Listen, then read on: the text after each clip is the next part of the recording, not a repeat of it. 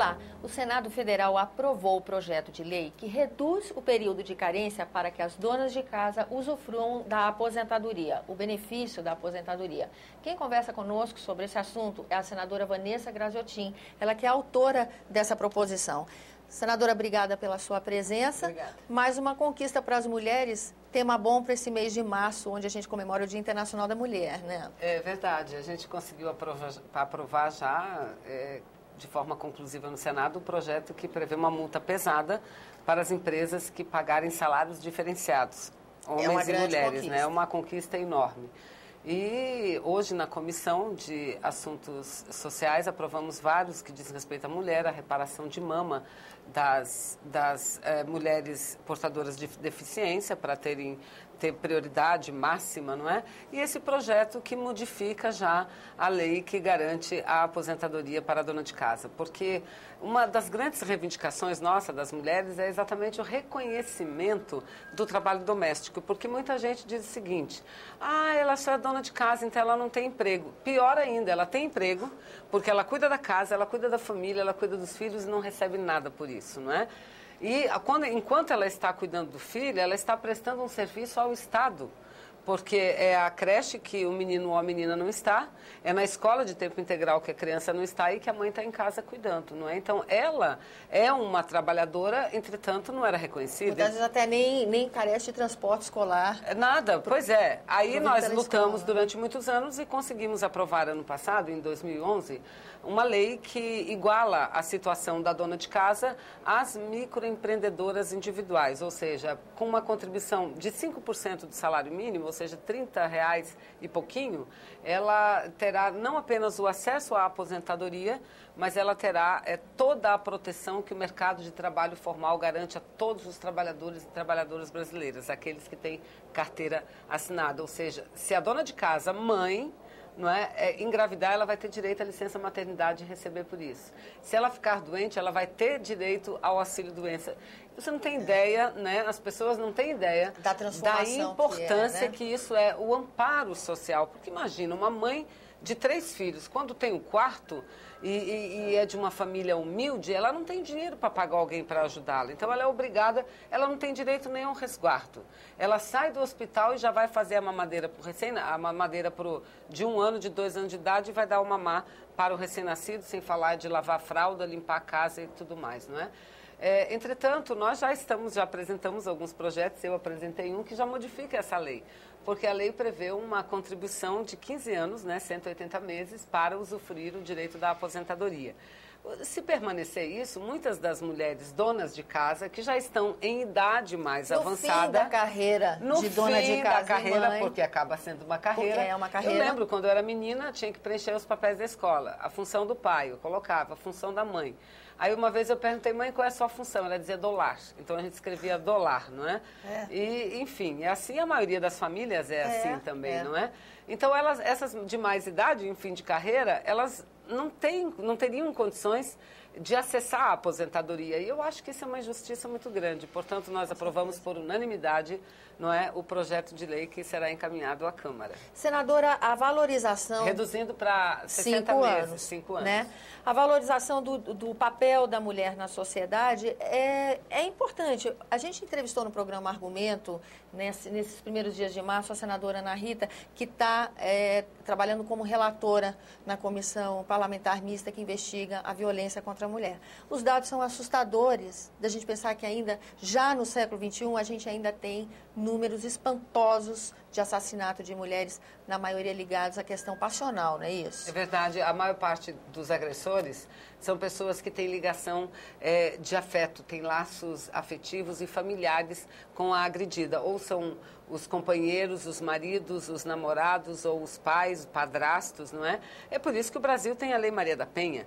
E infelizmente, a violência doméstica não é uma característica do nosso país, do Brasil. Isso acontece no mundo inteiro, não é? Tanto que as Nações Unidas, a ONU Mulher, estabeleceu como uma das leis mais importantes do mundo a Lei Maria da Penha, que é uma lei que trata especialmente da violência doméstica e procura dar a proteção a essas mulheres. Não é algo de fato assustador, porque além da violência do dia a dia, da sociedade, que todos nós estamos sujeitos, homens e mulheres, tem essa outra violência que acontece exatamente no lugar onde ela deveria ter a mais alta segurança.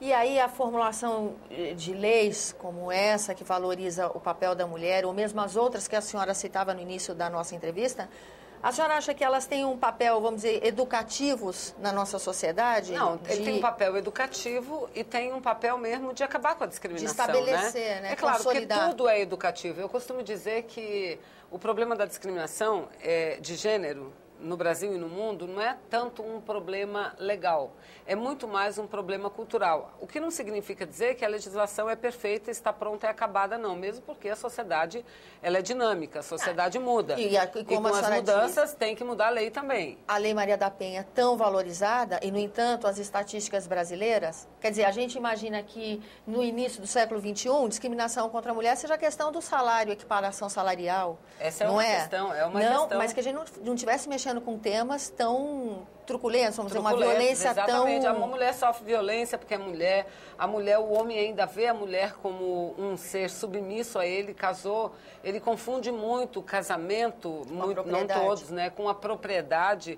Isso é fruto de uma cultura, não é? Então a legislação, a mudança na legislação, primeiro, serve para punir esse tipo de prática discriminatória, não é? E, em segundo lugar, ele ajuda na mudança cultural, porque nós precisamos mudar culturalmente, nós não podemos mais ser 52% do eleitorado e só ocupar 10% das cadeiras no parlamento. E falando não podemos nisso... mais ter a melhor escolaridade do que o homem, um melhor nível de escolaridade e ganhar 30% a menos. Realmente. Nós não podemos continuar trabalhando fora de casa, mas desenvolvendo sozinhas as tarefas domésticas. Então, isso a gente tem que acabar. Acabar como? Com lei, mas com práticas culturais diferenciadas. Por isso, eu acho que nesse mês da mulher, não é só o Dia da Mulher, nesse mês da mulher, a gente tem que dizer o seguinte para as mulheres.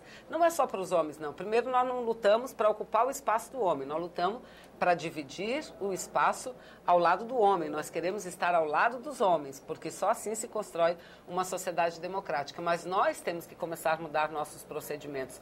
Então, quando faz aniversário um menino, dá uma boneca de presente. Dá uma cozinha, dá uma vassourinha, varrer casa, não tira a masculinidade de ninguém. Quando a menina faz aniversário, não dá a boneca só para ela, não, e a vassourinha, dá também o carrinho, porque a mulher dirige já.